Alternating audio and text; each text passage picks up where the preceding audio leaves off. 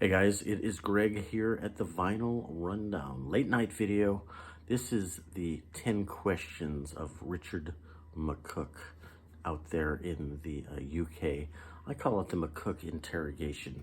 10 questions that every vinyl community creator must answer or else I don't know. Richard, what a chill guy. And he's so genuine, honest. I don't think he and I like the same kind of music, but super nice guy. Check out his channel if you haven't seen it. I will drop a link below.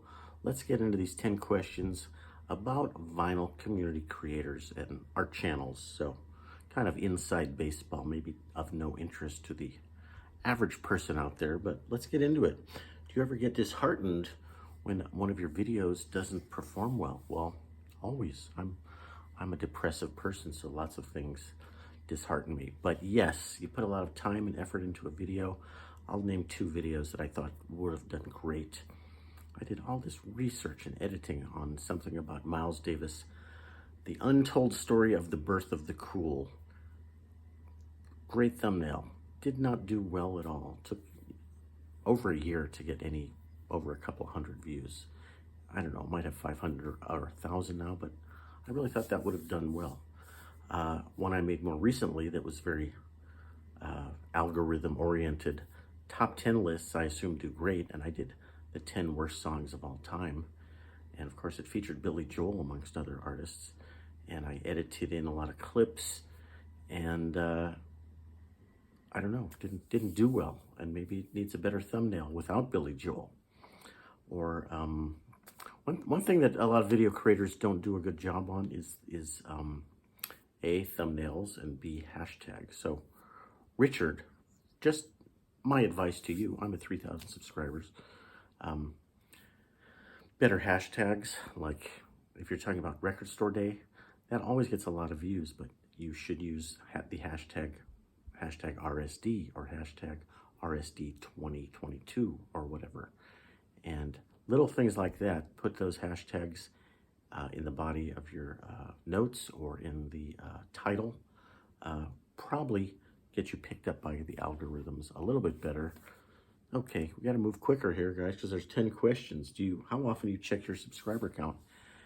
Every time it changes and every time it doesn't change. I've been at this for 2.5 or 3.5 years. Yeah, I check it, and I also check the views right after I put up a video. You know, the first day or 2 putting up a video, checking the views and the comments. Sure, I do that, of course. I'm very self-conscious. Do you ask people to hit the subscriber button? I don't ask, I demand. No, just kidding. I started putting a little end piece, subscribe, at the end of my videos. Does it help? I have no idea. I doubt it. Is it disingenuous or greedy to ask people to subscribe? You might think so. I don't. I don't think it's a big deal. I don't necessarily think it helps. But there are creators who make a living doing these videos, not in the vinyl community, but there's certainly a lot of YouTubers who make a serious living, and they have to ask for subscribers, and they have Patreon and merch. I do not have any Vinyl Rundown t-shirts as of yet, and actually I do. My wife made one special just for me, and I always forget to wear it. She is like, why don't you wear your t-shirt in your videos? Getting off the subject here.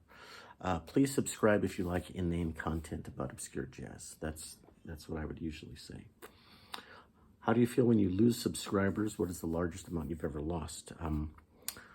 I'm not aware of losing subscribers. I mean, I'm sure I have, but I've never noticed like, oh, 10 or 20 or 50 subscribers left at the same time.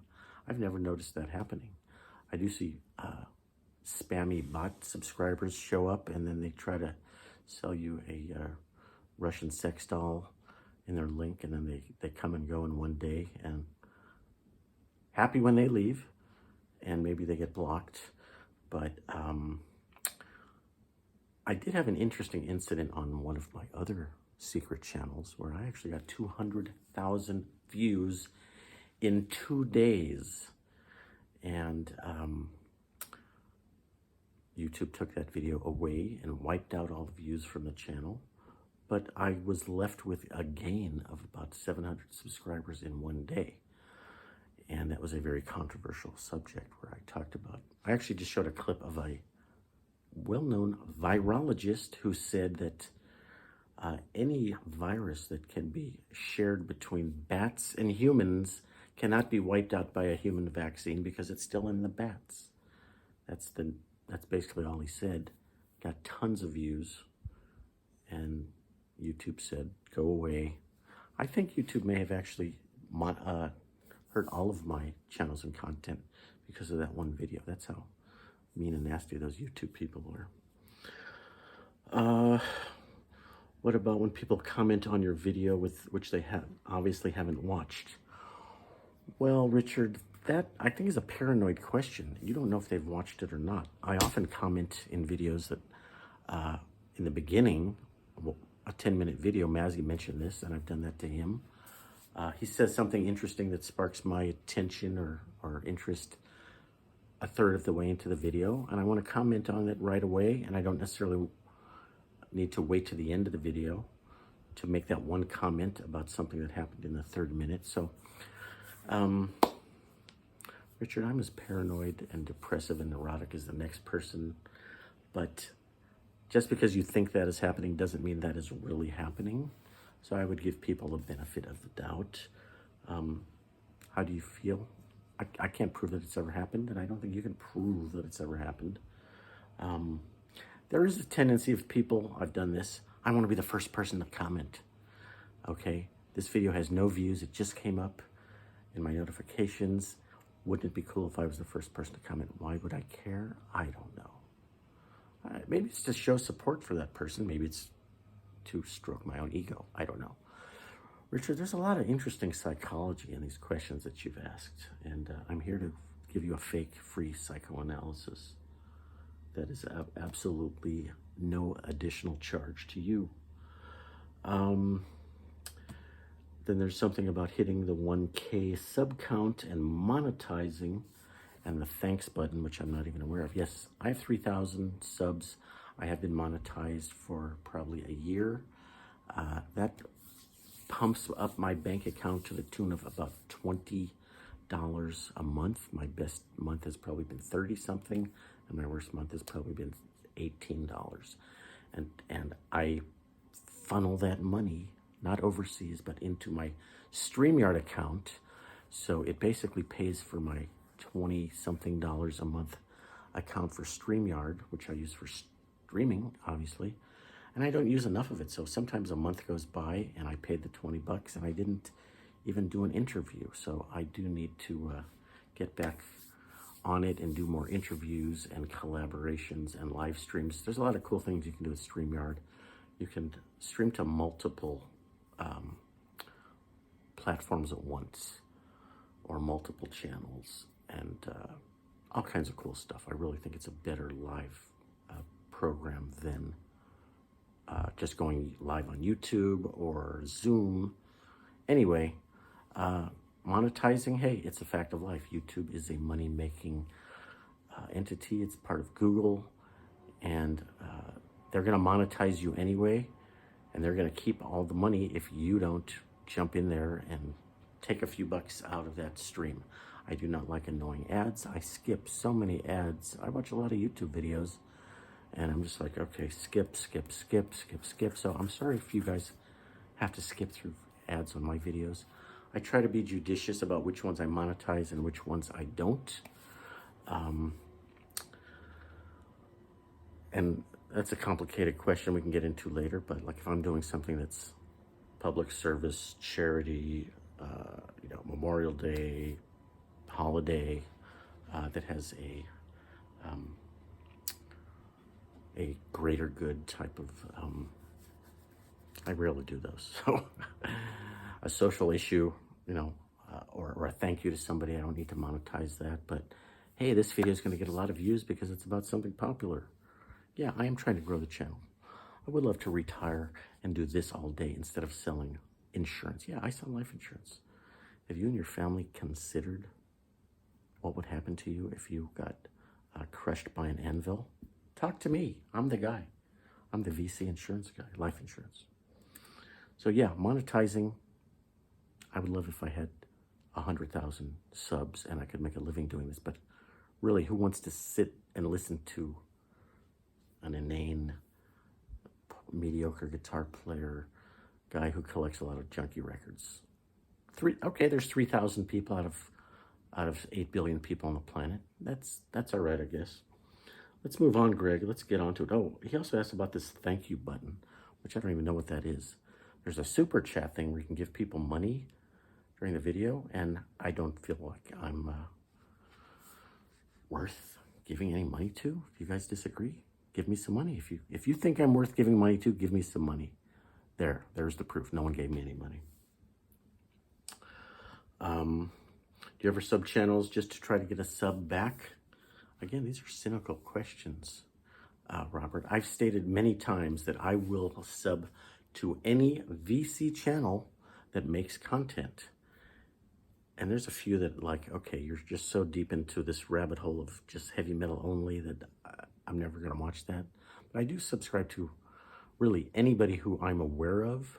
I want to welcome you into the vinyl community. So I try to sub everybody just to make the connections, And was that the question? Let's see. How often you hit the notification bell? See, all you folks that I subscribe to, the notification bell now is a bigger deal than it used to be. I used to get everybody's notifications, and now I only get your notifications if I hit the bell thing. So it's like, what's the point of the subscribe button? Excuse me. I do hit the notification bell. If I look at someone's video and say, I want to see the next one, yes. I've never asked people to hit the notification bell. Maybe I should. I don't know. Question number 8. How long do you think you should wait before replying to a comment? Okay, Richard, what? There's no rules here, Richard. If I see a notification that somebody commented and I have a reply in mind, I will do it immediately. And sometimes I'll say, I'll get to this later. And sometimes I don't see it for weeks or months or who knows. I don't think there's any rules to this, Richard. If you're looking for rules to help grow your channel, maybe you're not. But I don't think this line of questioning is really that relevant. I will say, on the other hand, engagement is important.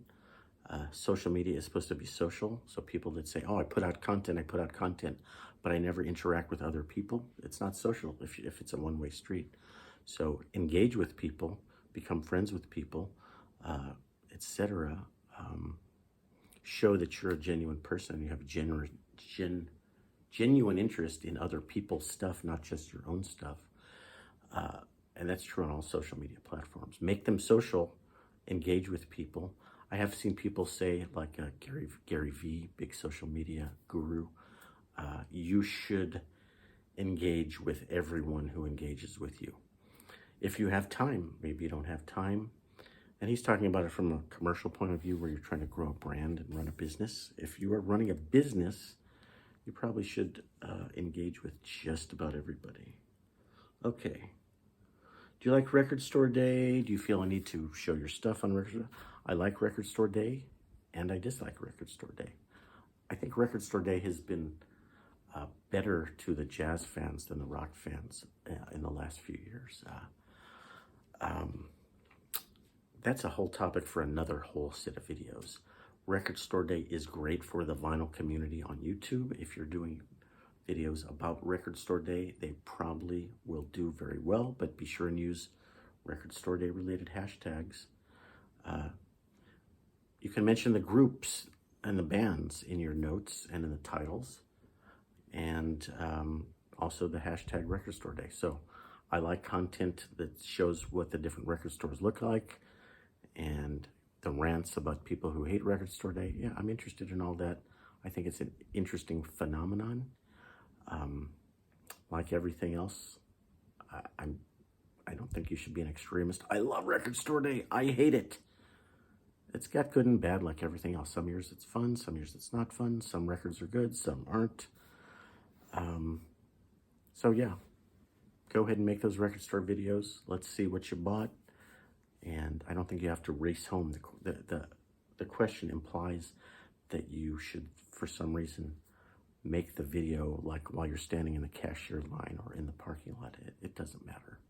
Make it a day before, the day of, day after. There's going to be a whole bump in views weeks leading up to and right after Record Store Day. Do you like participating in collaboration videos?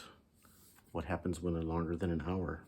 I like collaborating on videos. I've collaborated a lot, not really collaborations, but interviews. I like interviewing people. I have a long list of people in the music world that I want to interview, and I've been slowing down on that in the last few months, but I've interviewed some big name people, big name in our little world. Zev Feldman, I've had on the show a couple of times. It's not even a show, it's just a guy in a living room. But when I first asked him to do this, he says, are we gonna be doing this in your studio? I said, I'm gonna be doing it in my bedroom, but no. It's funny the way Zoom and YouTube has sort of turned into the interview format of the day. It's the Dick Cavett show of the day. Anyway, collaborations. I like doing them, and yeah, they go on too long sometimes, and if you get bored, you turn it off, and if you're a good interviewer, you will keep the conversation flowing. And Richard, do you want to do a collaboration with me? I literally will do one with just about anybody, but I haven't been good about asking people. When I first got my StreamYard account, I was asking people constantly and emailing strangers and producers and record labels, and I got to get back into that. Is the content good?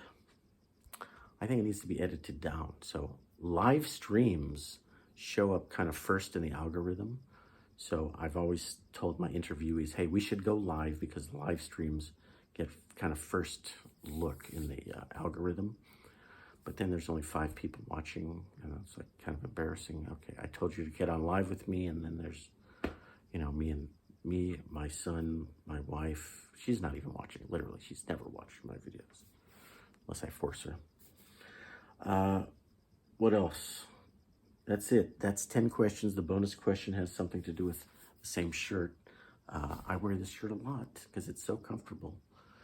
And I don't care if I'm wearing the same shirt in 2 videos. And I think the good news is I wear a shirt at all. That, I think, is the good news that you should all be happy about. This video is too long at 18 minutes. So after you hit the subscribe button and the like button and the notification button and the dislike button, thank you, Richard MCCook. This has been the Richard MCCook interrogation video. Thanks for surviving with me.